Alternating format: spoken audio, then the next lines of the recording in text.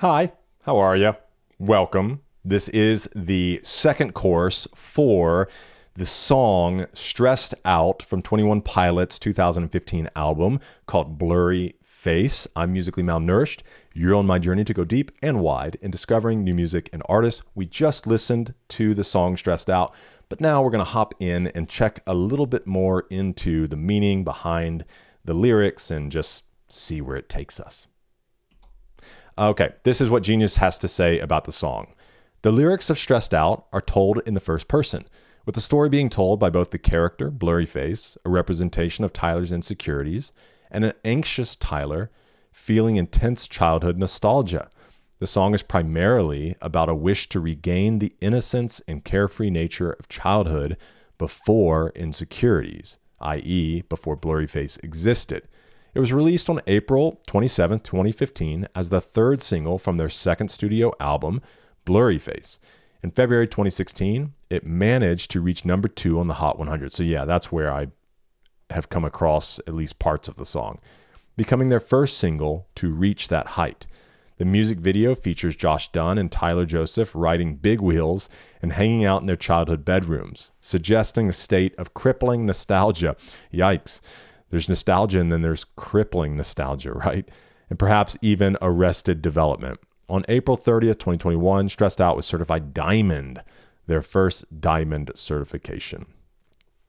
This says, according to an interview with Radio.com, Blurryface is the act of putting black makeup on your hands and neck, which Tyler wears in the video. He says that it is a metaphor for the suffocation you feel from stress. That's interesting because obviously we've watched music videos of songs we've already listened to, but some of those are newer performances, and so you do see the paint on him. And at first glance, when I saw those things, I thought he had tattoos, which there's plenty of blackout tattoos, so that would actually be pretty epic. Quite painful, I'd assume. But I didn't understand exactly what he had going on there, but that is interesting, that thought of it crawling up your neck. And then I know he puts it on his hands too, correct?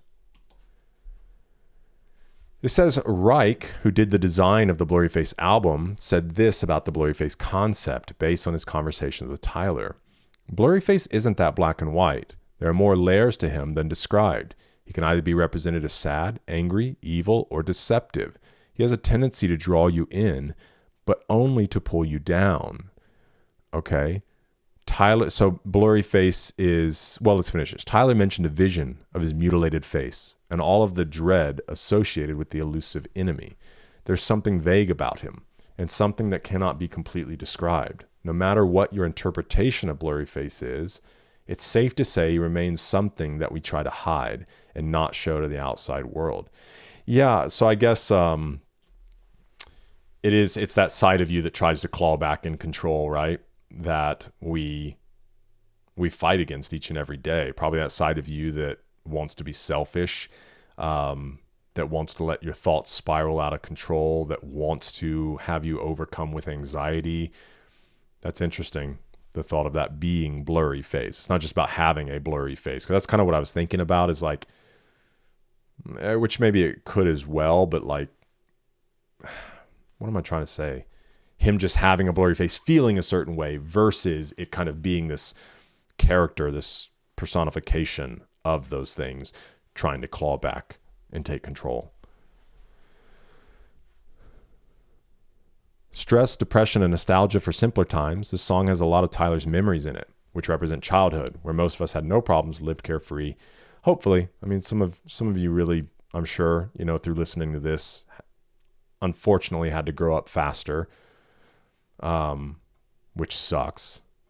But I think even within that, there's this childlikeness about the world that, unfortunately, people that have, abusive childhoods and things like that, I think some probably lived through nightmares, but I think that's what's so crazy and confusing about abuse as a child, whether that's physical abuse or an alcoholic parent that, acts out emotionally. So emotional abuse, sexual abuse, the thing that becomes so, for lack of a better word, blurry, is that you have these like normal childhood memories, maybe going out to eat or going to a birthday party or getting a gift for Christmas, but not soon after, like there's the screaming or the hitting or other things.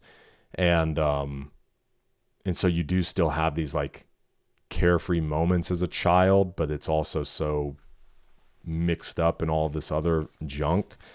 But the hope is that our children, if you come from a home like that our children are able to experience something different and have a really beautiful, carefree childhood. Tyler posits becoming an adult increases stress. Well, for sure. I mean, it doesn't have to be like, you don't have to be ruled by your stress, but yes, as your responsibilities increase, of course, stress comes along with that. And then we learn, whether that's through like how we learn to deal with things that come our way that we weren't necessarily asking for or wanting, but in some ways we were prepared for because we've matured and learned how to handle those things, whether it's pivoting or just letting certain things roll off your back. But the other side is you learn in maturity, like to try to plan better. And because there's some stress we invite upon ourselves due to our lack of planning. Okay. That can be me for sure. But stress is a part of life. It's just like how we deal with it. And are we, there's some things I think that there are ways in which we can live, like trying to live within our means, which is a challenging thing in America. But when we set our lives up in certain ways, because if we've overextended our finances, it's not just like, oh, an emergency happened, therefore there's kind of this stress. But when we overextend ourselves, we kind of just invite this constant stress that doesn't necessarily have to be there. I loved this opening. I wish I found some better sounds no one's ever heard. You really have to think, being a musician and an artist, especially ones that have such unique sounds as 21 Pilots does, this feeling of like, I don't want to just recreate the same thing. Oh, does it sound so much like this? Or even when I was saying like a style of an album, because you start experimenting with a sound, that you still want to be experimental and not just make this like redundant thing. And that, I would imagine, has to be challenging as an artist, to continue to find things that feel fresh to you. I wish I had a better voice that sang some better words. Well, that's crazy. Which is, it's also indicative too, right, of some of the things, the insecurities that we have, because everybody can easily look at Tyler and be like, dude, what are you talking about? Your voice is golden. And it really is. His range and obviously like his words are incredible. I don't think anybody's looking at him like, oh, you choose dumb words. I mean, there are obviously people out there like that, but for the most part, it's like, what are you talking about, dude? Your lyricism and poetry is beautiful. But that's how we all can be, right? There can be the things that are people recognize as great strengths about us, but for whatever reason, they're also the things that are insecure.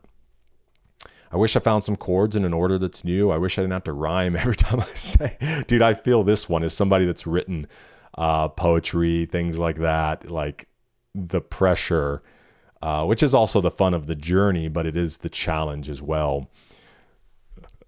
I was told when I get older, all my fears would shrink, but now I'm insecure and I care what people think.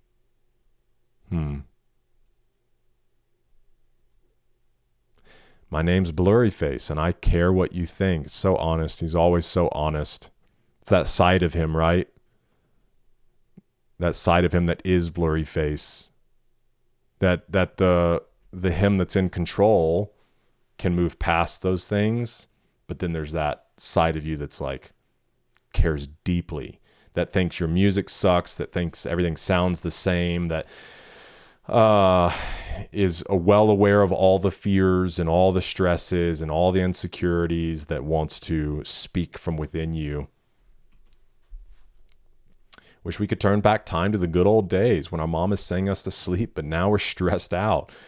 Yeah.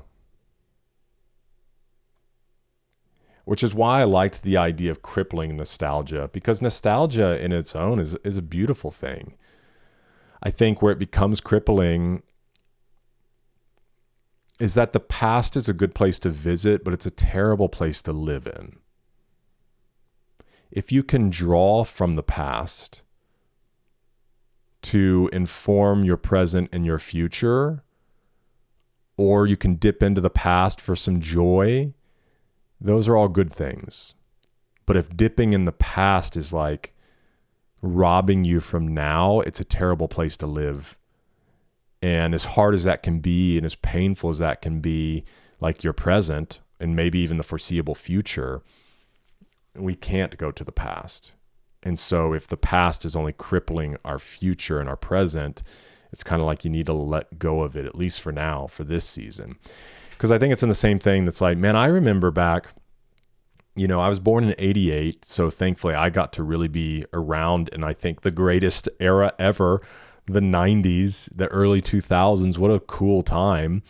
Video games were just making leaps and bounds, and the dawn of the internet. There were some really fun things, but when Xbox One came out, before we had Xbox Live, and I think Halo 2 was the first time Halo could go online. We would have these parties like on breaks from school, where everybody or several people would bring an Xbox. We'd bring 4 Xboxes, 4 TVs, and a little LAN connector, and you'd run Ethernet cables between them all, and you could play together. And so, you could have a number of different teams, or like 2 big teams, but all 16 of us that were playing were in the room together, like for hours playing, and you had pizza and snacks and sodas, and like that was such a fun time. And so like I can look back on that and be like, that was great. Would it be fun to just live in that one more day? Of course. But there are people that look back on that, I think, that are men that have failed to become men, that are still boys. And I've mentioned this in other videos. Like, I've known people to ruin their marriages because they couldn't get off video games. And that's where it's like, dude, they look back on those days and they're like, man, if I could only go back, but they really mean it. Like, if I could have just stayed in that spot, because they don't want to own up to the responsibility that is maturing, that becomes kind of a destructive thing. All right. Sometimes a certain smell will take me back. I loved this one too. Will take me back when I was young. Yes, smell is such a powerful thing. It's incredible how that happens. My wife actually, she has specific laundry detergent she only purchases when we're going on vacations. And so every time she gets that, like before leading up to a vacation, she gets really excited and she's like, smell it. And I'm like, is this vacation one?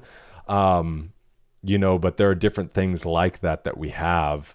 Or even if you talk about Disney, there are places around Disney that all have their own unique scents, the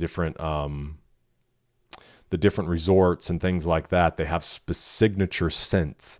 And so it invokes this memory of those places. How come I'm never able to identify where it's coming from? See, that's interesting too. I'd make a candle out of it if I ever found it, try to sell it, but never sell out of it. I'd probably only sell one.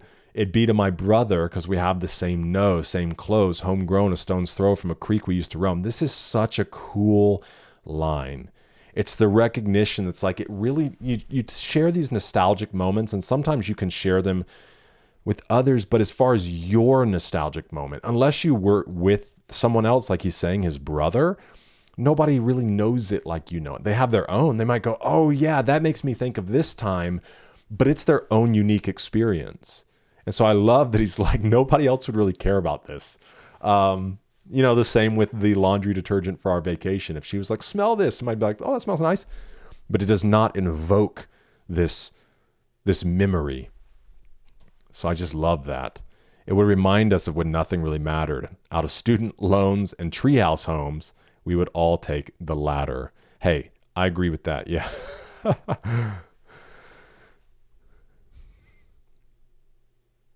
We used to play pretend, give each other different names. We would build a rocket ship and we'd fly it far away. Used to dream of outer space, but now they're laughing at our face. Yeah, because if like you stay in that place, right? Saying, wake up, you need to make money. And I love the way that he did that in the song, right?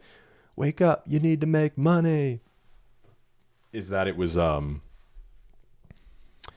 what is kind of a caricature, an exaggeration, a making fun of this whole concept. And again, I don't think that it's like he's trying to, because yeah, like to live in the world, you do have to make money, but it's this exaggeration that's like you can't just be simple, is what the world is saying, because everything is just about money. And so I think that you can recognize that, yes, you need to make a living, but be careful not to make everything about that, because then you can miss out on some of the beautiful, simple things in life. All right. Well, that was Blurryface from 21 Pilots, track 2. I'm sorry, that was Stressed Out, track 2 from Blurryface. Let me know your thoughts on this song, or hey, do you have any nostalgic Halo LAN party stories for me? I can't smell your candle, but we can sort of smell the same candle. But let's have a conversation in the comments. Also, continue to let me know if this format of the videos works just fine for you. We used to keep them all mashed into one, but I've separated the reaction from the second course, or this deep dive. So let me know your thoughts on that, and I hope to see you in the next one, because we're eating good.